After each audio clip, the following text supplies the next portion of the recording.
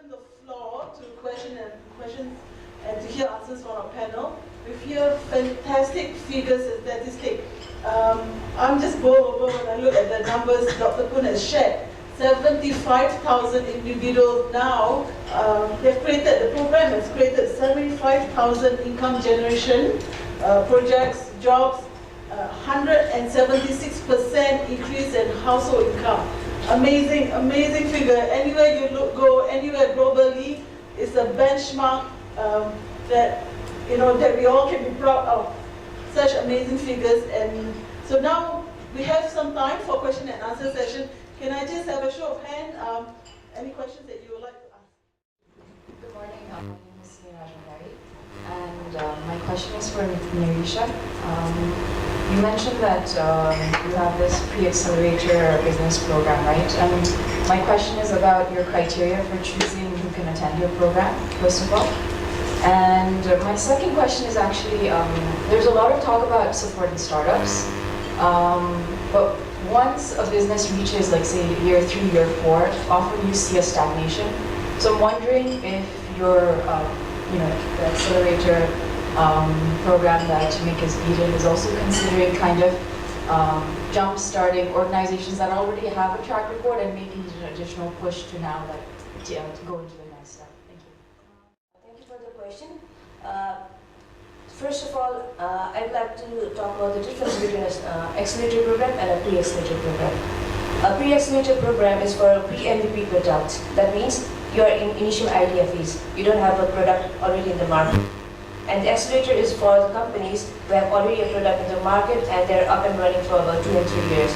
So the thing you were talking about, the stagnation point, that point is for the companies at that point. They go to the accelerator program. They accelerate the program, their company. So at the point where they are stuck up, they work on it and go to maybe a multi-million-dollar or a billion-dollar company. The pre-accelerator program is just for the ideas, the companies who are just starting. Because starting a company is a big deal. Without any idea what's a company, who should be a CEO, CTO, who should do what, that kind of education is lacking. So my experience, we have a lot of students attending the program. Technical students, engineering, CSI students, and we have BBA and MBA students as well. So the difference between the technical students have nothing, no knowledge about business, how to run a business, what is a CEO, what is a CTO, what is the hierarchy in a company. And the MBA or business students, they have no idea about what technology to use. So we need to build a gap, build the bridge between them. So it's basically an education program. We're not talking about accelerating their business. We're not thinking about how to make their business profitable. We're just focused on giving the right education so when they launch the business, they don't sunset. Okay, thank you, Dr. Can I have any questions in the ground for Dr. Poon or Narisa? Okay, we'll take maybe 2 questions first before the panel answer. Please, then I'll take another question. I'm Pankaj, and my question is for Lakshman Poon, sir. Say example, if you're running a company like a dairy product or a dairy, and then how can you partner with MEDEP to increase, say, the number of farmers who are actually raising cows, so that your milk production goes up, and then you can be more competitive in the market? Okay. Can I just have another question, Cecil? Good morning, everyone. My name is Rishwa Korkali. My question is also for Dr. Lakshman Poon. I wanted to know, we are also in the field of training youth in a lot of vocational trainings. So one thing that we want is, they start up their own ventures and eventually succeed in that. So, similar to what Pankaj asked, how can we be associated with MEDEP so that, probably we can expand their business and, get them to have their better lives. Fantastic question. Something that I was also thinking about. How can we be part of this program with all the successes that you are getting? It's a program that I'm sure many want running a company, a dairy company, but how we can link up with MEDEC? Very good question. Because you say in any country, we look at into the business environment, there is a good policy of the government linking. The old terminology is backward-forward linkage, but now it is they call subcontracting. Subcontracting means if your dairy company is larger one, MEDEC helps you identify milk producers, poor farmers, provide technology to poor farmers to enhance the production, but you make a buyback guarantee with those producers because you are little bit bigger size dairy. I imagine you invested quite a good 100,000, more than 500,000, 1 million rupees when you started small dairy. In that case, you will need your own technology to diversify the products. That we can also help you, but not because you are already not in the poor category. You are already in the resource food, having more resources, that category. So you will have to link with the financial service provider, bank, financial companies, and buy the technology, set up the skill. But we can lead you to show the market first, and also link up with those poor producers in the rural area. So there is a win-win situation in every country, from micro to large enterprise. They have been successful, and the environment is such that everybody is winning, not one is not losing. But in Nepal, the environment is such that if you start one business, then you want to win and think that others should lose. That's not the business culture. If you have to really develop the community, really develop the country, contribute to the national economy through industrialization or enterprise development, then that's the way. Being subcontracting with even with one buffalo, one cattle, having one cattle, 1 or 2 liters of milk, a milk producer. If you can link up with them, they will also earn money and guaranteed. They have a market guarantee because you have you purchase from them, and you have also market guarantee because you put diversified products. That's a simple way we can link up with. But we are limited in 38 districts. The government is expanding to 55 districts.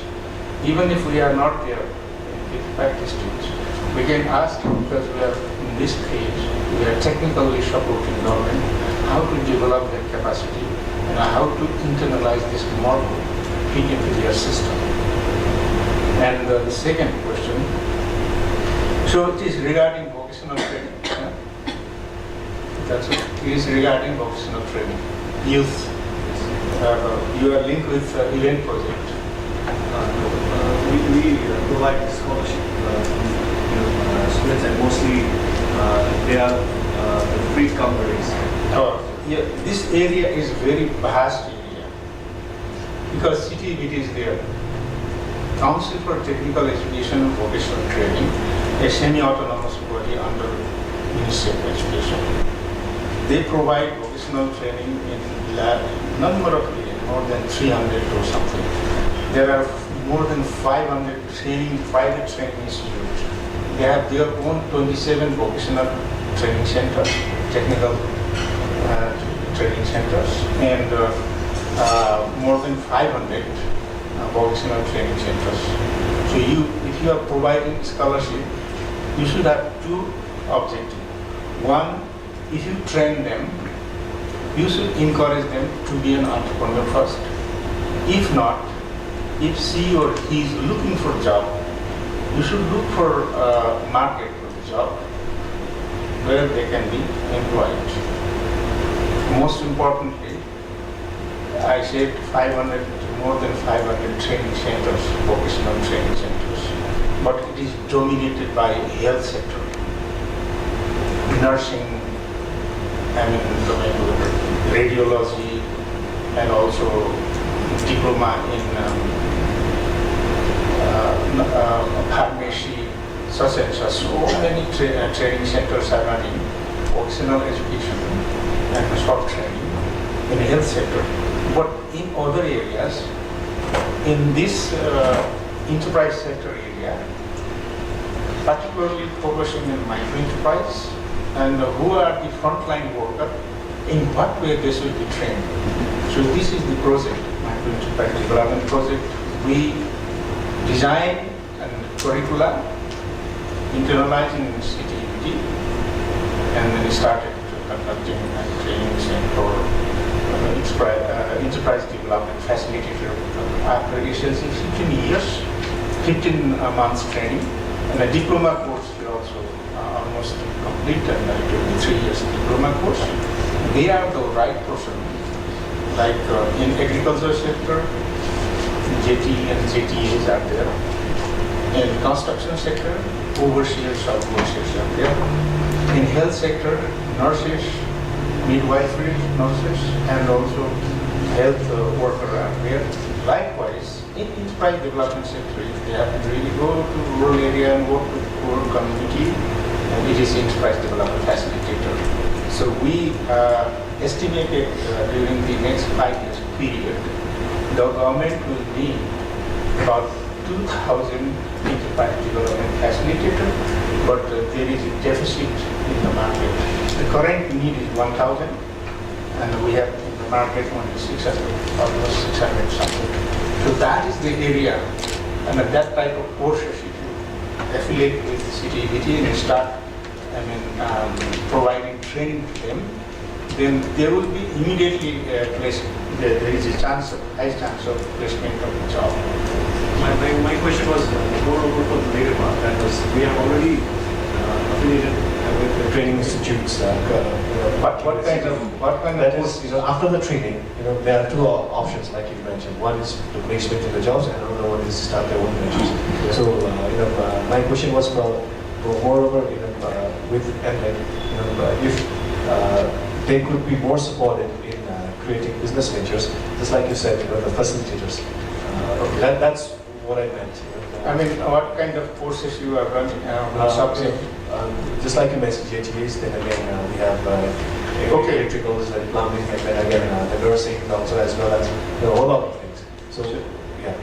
So, if you are running JTA courses, the curriculums are a little bit fudgy, because JTA courses I have seen, I have their curricula, detailed curricula also I have seen, more focused on technical side, how much fertilizer to use, how much water to use, how to measure the height of the plant, how to measure the yield. But there is little part, how to link up with market, what is entrepreneurship, how to develop business plan. Without developing business plan, if somebody starts agriculture business, I don't know whether it fails or success, nobody guarantees. But after preparing the business plan and making guarantee of the market demand, then only you have to start the business. Those are the part missing JT and JTA courses. But you have to, if you want to take our help, we can sit down and work together with CTEVT and the Ministry of Education through Ministry of Industry, because it's a government-to-government program. So we can influence them and make changes in the curriculum. Make more sellable your products, your human resources, train human resources in the market. So the existing curricula is a little bit Okay, Doctor, thank you so much, Dr. Kun. We will have to wrap up this, but I just have one last question. If let's say the NGOs here, they are working, half of the NGOs here are working in Kathmandu and half outside Kathmandu in the rural area, and a few of them are working in cooperative. How can NGOs here be part of the program? What is the application process? They approach the organization, write to you. What is the application process to be one of the subcontractors? Very good question.